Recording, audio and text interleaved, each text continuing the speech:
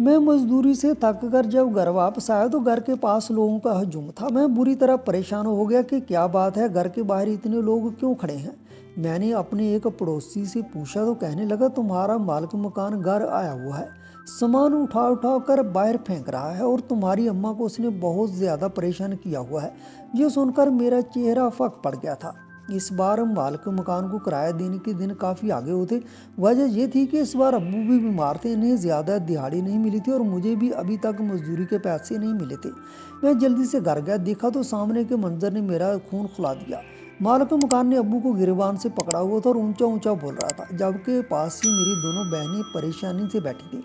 अम्मा भी इस माजरे को देख देख कर रो रही थी। मैंने बेमुश्किल अपने गुस्से पर काबू पाया और मालिक मकान के पास जाकर कहने लगा, आपको ऐसा नहीं करना चाहिए था, मेरे बाप की इज्जत है। अगर हम लोग गरीब हैं तो इसका मतलब ये नहीं कि आप हम पर यूं चढ़ाई करें। अगर किराए में 2 दिन की ताखीर हो गई है तो आप इंतज़ार भी कर सकते थे, इतने सालों से हम यहाँ रह रहे हैं, आज तक कभी आपको शिकायत का मौका नहीं दिया। तब मालिक मकान ने खूनख्वार नज़रों से मुझे देखा और कहा, मुझे आज ही किराया चाहिए, आज 5 तारीख हो गई है, अगर आज भी मुझे किराया नहीं मिला तो मैं तुम लोगों का सामान उठाकर बाहर फेंक दूंगा। फिर वो अब्बा की तरफ रुख मोड़कर कहने लगा, सोच लो, अभी भी वक्त है, अगर तुम मेरी बात मान लो तो मैं तुम लोगों का किराया माफ़ कर दूंगा। जब तक चाहो यहाँ रहो, मैं किसी बात के लिए भी तुम लोगों को फिर तंग नहीं करूँगा, लेकिन अगर मेरी बात नहीं मानी तो मैं ना सिर्फ अपना किराया बढ़ा दूंगा बल्कि तुम लोगों पर ज़िंदगी भी तंग कर दूंगा। अब्बा के करीब होकर वो सरगोशी करते हुए बोला था, उसके अल्फाज मैंने भी बखूबी सुन लिए थे। मैं हैरान रह गया था कि वो किस तरह की बात कर रहा है। जब मैंने अब्बू से पूछा तो कहने लगे, मैं तुम्हें बाद में बताऊंगा, अभी ये वक्त इन बातों के लिए मुनासिब नहीं है, तुम किराए के पैसों का इंतजाम करो। मैं दोबारा ठेकेदार के पास गया, सारी बात उसे बताई तो उसने पैसे मेरे हवाले कर दिए। मैंने जब उसे किराया दिया तो कहने लगा, तुम समझदार मालूम होते हो, अपने बाप को समझाओ कि जिद नहीं करते, मेरी बात मान लो, फायदे में रहोगे। मैं हैरान परेशान सा वापस आ गया था। आखिर ऐसी कौन सी बात थी जो वो अब्बा से मनवाने की बात कर रहा था और उसके बदले किराया भी माफ़ कर रहा था। आखिर मालिक मकान जैसा खबीस इंसान ऐसी अनायत कैसे कर सकता है। अब्बा से पूछता तो वो टाल देते। अब मेरे दिल में पहले से भी ज़्यादा ये ख्वाहिश पैदा हो गई थी कि मैं पढ़ लिख कर किसी काबिल बन जाऊँ। अगर आज मैं किसी काबिल होता तो किसी में भी इतनी हिम्मत ना होती कि मेरे घर आकर मेरे बाप का गिरेबान पकड़ता या मेरी माँ और बहनों को हरा सकता था। पूरे मोहल्ले ने हमारी बेबसी का तमाशा देखा। ये सब इस वजह से हुआ क्योंकि मैं गरीब था और किसी काबिल नहीं था। काश कि अल्लाह ने हमें भी इतना पैसा दिया होता तो मुझे दिन ना देखना पड़ता। मेरे लिए तो खुद की नज़रें उठाना मुश्किल हो गया था। पूरी रात में पढ़ता रहा और मेरे दिल में जुनून और बदले की आग बढ़ती जा रही थी। अगले दिन इत्तेफाक से मैंने अम्मा और अब्बा की बातों को सुना, जिन्होंने मेरा खून खौला दिया। मुझे मेरे सारे सवालों के जवाब मिल चुके थे। मालिक मकान अब्बा से मेरी बहन के रिश्ते की बात कर रहा था। अगर अब्बा बहन का हाथ दे दें तो हमें यहाँ हमेशा के लिए रहने की इजाज़त दे देगा। मालिक मकान एक घटिया आदमी था। वो पहले से शादीशुदा था, उसकी बीवियाँ चंद दिन के बाद उसे छोड़कर चली जाती थी और अब जिस औरत के साथ वो निकाह के बंधन में बंधा हुआ था वो भी एक गरीब और लाचार लड़की थी। भला ऐसे आदमी के साथ मैं अपनी बहन की शादी कैसे कर सकता था। मैं जब भी मालिक मकान को देखता तो मेरा खून खौलने लगता था, मगर मैंने अपने जज्बात को काबू में पाया। मैं नहीं चाहता था कि मैं गुस्से में ऐसा कोई कदम उठाऊं जिससे मेरे माँ बाप और मेरे बहनों को तकलीफ उठानी पड़े। मैंने बहुत मुश्किल अपना गुस्से पर काबू पाया था। वो वक्त मेरी ज़िंदगी का एक कठिन इम्तहान था, जिसमें एक तरफ पेट की भूख थी और दूसरी तरफ बहनों की इज्जत और तीसरी तरफ मेरे वो ख्वाब जिन्हें मैं दुनिया की नज़रों से छुपाकर सीने से लगा रखा था। मालिक मकान के इस वाक़ये के बाद जिसमें उसने अब्बू का गिरबान पकड़ा था, मेरे अंदर का इंसान मर चुका था और एक नया जुनून पैदा हो गया था। मैंने जान लिया था कि इस मुआशरे में सांस लेने के लिए या तो आपके पास बहुत पैसा होना चाहिए या फिर इतनी ताकत कि कोई आपकी तरफ आंख उठा कर ना देख सके। मैंने ताकत के असूल के लिए इल्म का रास्ता चुना, लेकिन ये रास्ता कांटों से भरा था। मेरा दिन सुबह फजर के वक्त शुरू होता। मैं सबसे पहले मंडी जाता ताकि वहाँ से कोई नकदी कमा सकूँ जो घर के रोज़मर्रा के अखराजात में काम आ सके। किसी को ये मालूम नहीं था कि मैं CSS का इरादा कर रखा है। अगर मैं किसी को बताता तो लोग मेरा मजाक उड़ाते कि दिहाड़ीदार मजदूर और असिस्टेंट कमिश्नर बनने के ख्वाब। यहाँ तक कि मैंने घर वालों को भी इसलिए नहीं बताया कि कहीं वो मेरी पढ़ाई के अखराजात के बोझ तले दबकर मुझे रोक ना दें या खुद को कसूरवार न समझें। मैंने अपनी पुरानी किताबों के बीच में CSS की सिलेबस की किताबें शुमार की थी।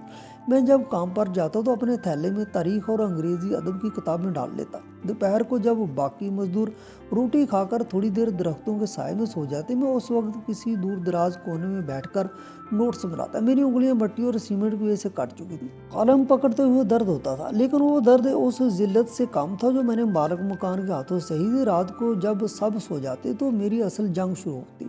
घर में बिजली का बिल बचाने के लिए मैंने एक छोटा सा मिट्टी का चिराग रखा हुआ था। मैं कंबल ओढ़कर इसकी मध्यम रोशनी में पढ़ता ताकि अम्मा को पता न चले कि मैं जाग रहा हूँ। अक्सर ऐसा होता कि किताब पढ़ते पढ़ते मेरी आंख लग जाती और सुबह जब आंख खुलती तो चिराग गुल हो चुका होता और किताब मेरे सीने पर होती। मेरी आंखें हर वक्त सुर्ख रहती थी।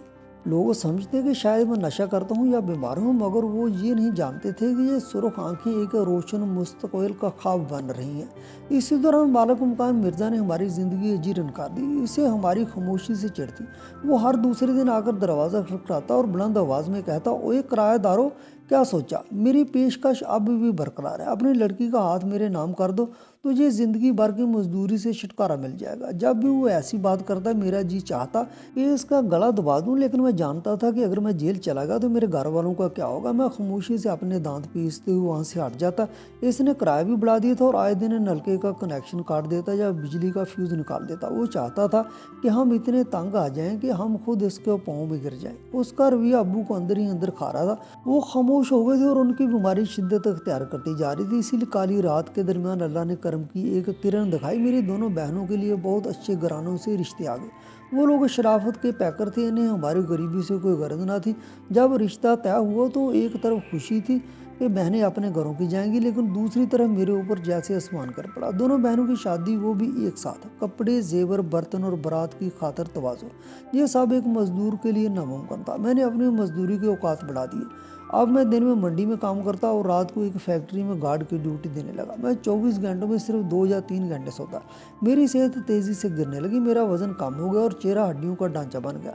लेकिन मेरे हौसले आज भी बुलंद थे। मैंने तैयार कर लिया था कि मैं बहनों को इस तरह रुखसत करूंगा कि मोहल्ले में कोई ये ना कह सके ये यतीमों की तरह रुखसत हुई। इन्हीं कठिन दिनों में जब शादी की तैयारियां अरूज पर थी, मेरे CSS की इम्तहानात की तारीख भी करीब आ गई थी। ये मेरी ज़िंदगी का सबसे बड़ा तजाद था। एक हाथ में बहनों की शादी का कार्ड थे और दूसरे हाथ में मेरी रोल नंबर स्लिप। मैं शादी के सामान की खरीदारी के लिए बाजार जाता तो वापसी पर बस में खड़े खड़े करंट अफेयर के रसाले पढ़ता। एक दिन जब मैं बहनों के लिए कुछ सस्ते सूट खरीद कर ला रहा था तो रास्ते में मुझे एक पुरानी किताबों का ठेला नजर आया। वहाँ मुझे एक ऐसी किताब मिल गई जो मुझे अरसे से तलाश थी। मुझे उसकी कीमत मेरे पास मौजूद पैसों से ज़्यादा थी। मैंने वो सूट वापस किए, कम कीमत वाले कपड़े लिए और बचने वाले पैसों से वो किताब खरीदी। इस रात मैं रो पड़ा कि मैं एक ऐसा भाई हूँ जो अपनी बहनों के कपड़ों में कटौती कर रहा है, मगर फिर दिल को तसल्ली दी कि अगर मैं कामयाब होगा तो इन्हें रेशमो अतलस पहनाऊंगा। शादी वाले दिन में मालिक मकान ने अपनी नीच हरकत से बाज न आया। उसने गली के शुरू में अपना पुराना ढांचा ट्रक खड़ा कर दिया ताकि बारात की गाड़ियां ना गुजर सकें। वो चाहता था कि मैं जलील करें। मैंने खुद आगे बढ़कर मोहल्ले के लड़कों की मदद से वो ट्रक धक्का लगाकर एक तरफ किया। हालांकि मेरी कमर में शदीद दर्द था, मगर उस वक्त मुझे अपनी तकलीफ का एहसास नहीं था। जिस वक्त मेरी दोनों बहनें रुखसत हो रही थी, अम्मा और अब्बा ज़ारो कतार रो रहे थे। मैंने एक कोने में खड़ा खामोशी से देख रहा था। मैंने उनके सरों पर हाथ रखा और दिल में कहा, बहनों, तुम्हारे भाई ने तुम्हें इज्जत से रुखसत किया है। अब अगली बारी मेरी है कि मैं इस दुनिया को बताऊंगा कि मैं कौन हूँ। शादी के फौरन बाद घर में एक अजीब सी खामोशी छा गई। अब सिर्फ मैं, अम्मा और अब्बा थे। कर्ज का पहाड़ मेरे सामने था और इम्तहानात में सिर्फ 1 महीना बाकी था। मालिक मकान ने अब अपना मुतालबा बदल लिया था। उसे पता चल गया था कि बहनें तो चलेगी, अब हमें घर से निकालने के बहाने ढूंढने लगा ताकि हमारी जमा पूंजी हड़प कर सके। वो आखिरी महीना मेरी ज़िंदगी का सबसे पुरसुकून मगर सबसे ज़्यादा मेहनत वाला महीना था। मैंने तमाम कामों से छुट्टी ले ली। जो थोड़ी बहुत बचत थी उससे घर का राशन डाला और ख़ुद को एक कमरे में बंद कर लिया। अम्मा समझती थी कि शायद मैं बहनों की जुदाई के गम में उदास हूँ और वो मेरे लिए चुपके से दूध का गिलास लाकर रख देती जो वो खुद नहीं पीती थी। मैंने इन 30 दिनों में दिन देखा ना रात। मैंने माजी के तमाम पेपर्स हल किए। मैं जब लिखता था तो मेरी आंखों के सामने वो लम्हा आ जाता था जब मालिक मकान ने हमें धमकाया था। मेरे कलम की रवानी में वो गुस्सा, वो तड़प, वो प्यास शामिल थी जो एक गरीब को इज्जत के लिए होती है। मैंने एक एक लफ्ज़ इस तरह लिखा जैसे मैं अपनी तकदीर की जंजीरें काट रहा हूँ। लोग गली से गुजरते हुए मेरे बंद दरवाजे को देखकर बातें करते, लगता है कि इसका बेटा काम चोर हो गया, अब बाप को कौन खिलाएगा। मगर मैंने अपने कान बंद कर लिए थे। मैं जानता था कि खामोशी से की गई मेहनत का शोर एक दिन पूरी दुनिया सुनेगी। अभी सफ़र जारी था, इम्तहानात सर पर थे और मेरे पाँव में पहनने के लिए अच्छे जूते ना थे, मगर मेरा आज़म हिमालय से भी ऊंचा था। मैंने भी अभी हार नहीं मानी थी। मैं इस लड़ाई के ऐन वस्त में था, जहाँ एक तरफ मेरी गुर्बत थी और दूसरी तरफ मेरा नाकाबिल शिकस्त इरादा। बहनों को रुखसती के बाद घर में जो सन्नाटा छाया हुआ था, वो मेरे लिए खामोशी से अपनी तैयारी मुकम्मल करने का बेहतरीन मौका था। इधर कर्जदारों के तकाजे और उधर मालिक मकान मिर्ज़ा की रोज़ रोज़ की कटीली बातें। मगर मैंने अपने कानों पर जैसी शीशा पुलवा लिया था। मैंने अपने इम्तहानात दे दिए थे, लेकिन मुझे खुद भी यकीन नहीं था कि इन हज़ारों उम्मीदवारों में, जिनके पास बेहतरीन अकेडमियों के रहनुमाई ढेरों सहूलियात थी, मुझ जैसी एक मजदूर के बेटे का नाम भी आ सकेगा। इम्तहान देकर मैं खामोशी से वापस अपनी मजदूरी पर लग गया, क्योंकि घर का चूल्हा जलाने के लिए दाढ़ी ज़रूरी थी। वो यादगार दोपहर और अचानक बदला हुआ मंजर, एक तपती हुई दोपहर जब मैं मंडी में बोरियों की लोडिंग करवाकर वापस आ रहा था। मेरा जिस्म पसीने में शराबूर था और लिबास पर गर्दो गुबार की तहें जमी थी। जैसे ही मैं अपनी गली के मोड़ पर मुड़ा, दूर से ही मुझे लोगों का एक गैर मामूली हुजूम नजर आया। मेरा दिल एक पल के लिए जैसे धड़कना भूल गया। मेरे ज़हन में वही पुराना खौफ लहरा गया कि कहीं फिर से मिर्ज़ा मालिक मकान ने कोई तमाशा तो खड़ा नहीं कर दिया। क्या उसने फिर से अब्बू का गिरेबान पकड़ लिया है?